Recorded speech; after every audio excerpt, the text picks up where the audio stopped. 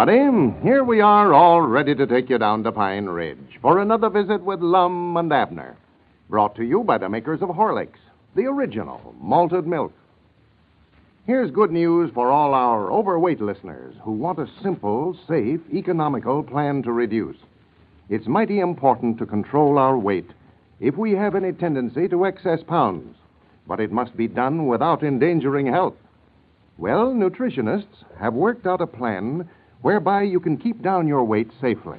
And here it is. Drink a good glass of Horlicks malted milk for luncheon. That's all there is to it. Nothing to take, no drastic exercises to do. Just drink a glass full of Horlicks malted milk at noon instead of eating a big lunch.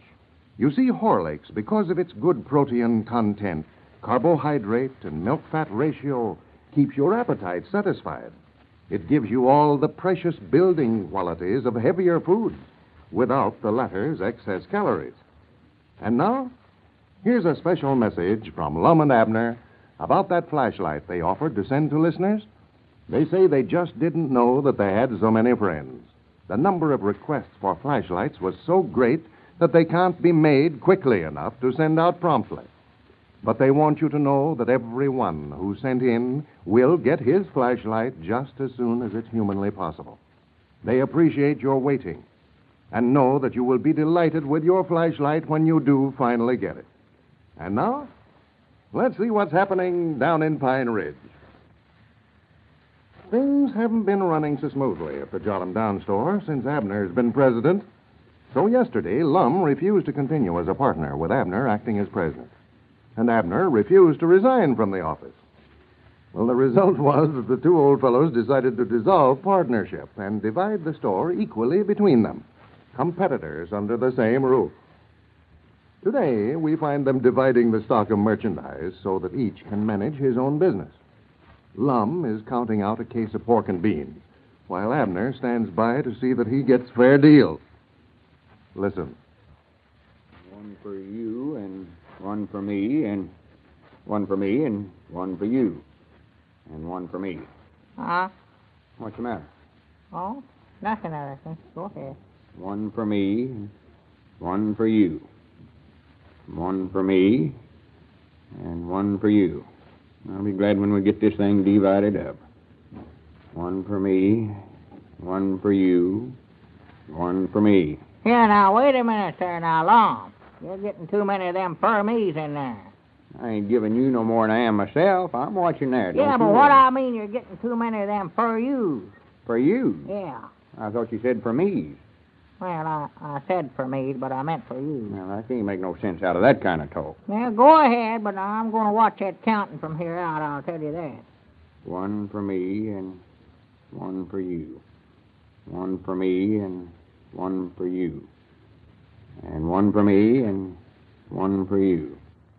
One for me. I granny, there's one left over again. It's yours or? Well, may as well open it up and eat it like we've been doing, I reckon. Well, I don't know where I can eat any more or not, Abner. Now, I bet we've had $6 worth of canned goods already today. Yeah, well, we wouldn't have had to eat them 2 cans of salmon if you'd count them right in the first place. Well, we had one left over there, and we had to eat it to make it come out even. We never found that other until after we'd done ate it, you know. Yeah, that's what I say. We just ate them for nothing. Well, I believe, Abner, or Mr. Peabody, when we have an odd can left over that way, one or the other of us ought to just sell it to the other instead of eating it. No use to making ourselves sick this way. No. Oh, well, now, that might be a good idea. Well, I'll just sell you this can of beans then. Now, how much you want for it? 10 cents, that's a regular selling price for them. Well, Lord me, I'm selling them myself in my store for 8 cents. Well, you ain't going to buy it from me at that price, I'll tell you that right now. I ain't running no cut-rate store. Well, I just buy it from myself again. Just give myself 8 cents for it. Well, here, though, it ain't yours to sell. Well, it ain't yours neither. Half of it's mine. Yeah, that's right, ain't it? My sure it is. It's half yours and half mine. Well, I'll sell you my half of it for a nickel, then. I don't care what you give yourself for your half of it. All right. I'll just take it. Now, wait a minute now. Here, now, wait just a minute. Set it over here on this side. These is mine over here. Them's yours. Yeah, sure. Now, don't get 'em mixed up there. Well, let's see. That gets all them canned goods divided up. Yeah, that's the end of them. Yeah, now, let's see. We got that ham them folks sent us from From down there in Georgia, you know, that peanut-cured ham. yeah. We got to divide that up. Yeah, well, we better just cut that half in two and take that on home. I told Elizabeth about it, and she just wants me to bring that on home. She says them's the best things that the body ever ate. Well, that's mighty nice of them folks to send it to us, I'll tell you that. Yeah, well, we'll just cut that in half in two. We get a meat saw someplace and just divide that up and take it home. We'll try to sell it. Yeah. Well, let's see. We better start in on that bolt goods now and get them ginghams and calicos and stuff divided up. Well, that stuff all sells at about the same price there, Mr. Peabody. Ain't no use to measure it all up. Ain't been more than 2 or 3 dress patterns sold off it. Why don't we just divide up the bolts? No, you don't. No, sir, now. We'll measure up every yard of it. Divide it up half and half. All right. Whereabouts is the yardstick at? Oh, well, Cedric's been using it to punch up the fire with there. It's all black. It'd ruin that cloth. You'd put it on there, I reckon. Yeah, we'll just have to measure it out at arm's length. That's supposed to be a yard. Yeah, well, I'll measure it off first. Oh, no, you don't neither now. I'll do my own measuring. You measure yours, and I'll measure mine. That's what we'll do. All right. Swan Abner, you're the most obstinate feller I On ever what? seen. Never mind. And I want to see it just to divide it up right. I ain't going to get myself cheated, I'll tell you that right now. I'll take this pink here. I don't care. I'll take this one over here. 1. Maybe it'll sell better anyway. 2. Let's see. 3. Out at arm's length now. Well, here, count to yourself. 4. You're getting me all mixed up here. I can't do nothing. You count Well, out wait loud. a minute. Measured from the end of your nose to the full length of your arm there. That's supposed to be a yard. I know. Well, keep your head straight to the front there then. Turning your head clean away from it that way, you're adding about a foot to every yard. Oh, yeah. 1, 2, 3. I've got that feet all 4. divided up now. Did it come out even, Cedric? Yes, Mama. Put yours on one side, Mr. Lum's there on the other. Yeah, well. Granny, I'm glad we never had none left over. I'd hate to eat a sack of chops or a sack of bran on top of all that other stuff we've had. Yeah, or a bale of hay. What you fellers are smelling of that goods there for? We ain't smelling of it. We're measuring it off, Cedric, dividing it up. From the end of your nose to your arm's length, there's supposed to be a yard. Mr. Lum's getting a whole lot the best of you there, ain't he? I know. We're measuring it the same way, both of us. Yeah, but his arm's about a foot longer than yours is. Huh? He's getting about a third more than you. Here. Wait a minute now. Wait just a minute there, Mr. Edder. Just stop right where you're at. Just roll her back up. I know that we've got to measure this stuff some other way. No, you don't. No, Yes, sir. I offered to measure it for both of us, and you wouldn't stand for it. Just go ahead and measure your own. Don't do it. Oh. Yeah. You got it all mixed up. I lost my place. Now, just roll her back up. We'll just wait till we get a yardstick. I ain't going to let you count it that way. Them arms of yours are 2 yards long. All right. What you want me to do now? Well, let's see, Cedric. Let's see now. Well, we got them nails back there and them kegs. Got to count them. Well, ain't no use to count them. Just weigh them up. But never mind. You can be measuring up that coal oil back there, Cedric. That'll be a good job for you. Yeah. Yes, Mom. You wouldn't want me to divide up that candy for you, would you? No, sir. You just stay out of that candy case, Cedric. I didn't think you would. Well, no. Yeah, again, you got done eating it, it'd be divided up 3 ways instead of 2. Go on, measure up that coal oil like I told you to. Yes, Mom. And now there's another thing, too, Mr. Eddard. How are we going to divide up Cedric?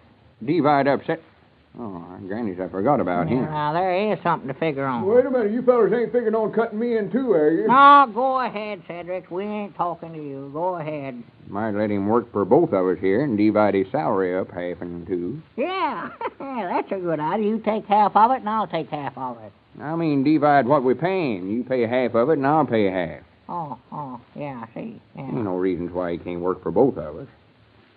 Well, let's get the rest of this stuff divided. I want to get done with it. Yeah, I do, too. I want to get opened up for business. I got a lot of customers waiting till I open up. I've been talking to them. They're all going to trade with me. Yes, sir. Abner, if you start cutting prices on me, there's going to be trouble around here. I can see that already. You run your store, and I'll run mine. Whatever prices I make is my own business. I ain't going to complain again you, and I don't want you complaining again me. Here's that barrel of apples. We got to count Yeah, them. well, I done counted them once. There's 840 in there. I done count them. 840, huh? Yeah. Let's see, that'll be 420 for each one of us. Well.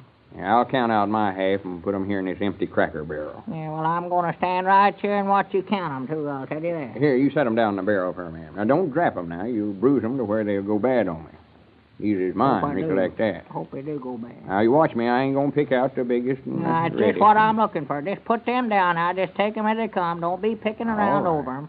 Now. There's 1, 2, 3. I'm going to sell mine for 15 per quarter when I open up. How many? 15. Well, you can't make no money at 'em that price. 15, 16, 17, 18, 19. I done talking to a woman this morning. I already got an order for 6 bits worth from her. 21. That's 45 of mine, and I've done so as quick as we get them divided up. 46, 47. That's a 48. good price to make on them apples. That makes 60 apples for $1 that way. That's too cheap, 60 for $1. 61, 62. And Dick Carlson selling some of them little ones down to his store not long ago for $1 a piece down there. Cent a piece? Yes, sir. That's 100 for $1. That's what I say.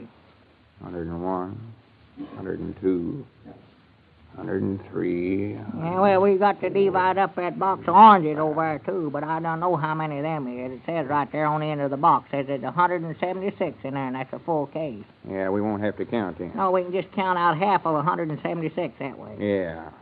177, 178. That last batch of oranges we had 225 to the case. Yeah, I know. Quit talking, Abner. You're getting me mixed up here, sort of. Don't want to cheat you none on this count. Well, I'm watching you there. 225, wasn't it? Yeah, 226, 227. Of course, now lemons runs a heap higher than that. Let's see, how many is in that case over there anyway? 380. I've done looked at that. 380, huh? Yeah, 381, 382. How many of these is I supposed to count out for myself? Well, half of 840, whatever that is. 420, yeah. Yeah. Let's see, where was I at? 382, I think you said. Yeah. But I think you made a mistake now, Lama. Now, look don't for me. start that, Abner. You stood right there and watched me Yeah, count. but I just started to say Well, Lama. don't start accusing me of Well, cheating. I or mean, you making... count them wrong there when Abner, you I started. counted every one of them apples right into your hand. I know that blame good and well I never made no mistake. I've got 382 already counted out there, and that leaves 38 more apples I've got coming out of that barrel. And I'm going to have them, too, or know the reason why. Come around here telling me I'm... Well, it looks like by tomorrow the Jot 'em Down store will be operated as 2 separate businesses. Edwards versus Peabody. Ladies and gentlemen, here's a letter from Mrs. C.L.R. of Greenwood, South Carolina, that I know all your mothers would like to hear. She says, we have a very large family, 10 children, and we certainly are grateful for all Horlicks has done for them. We nearly lost our first child.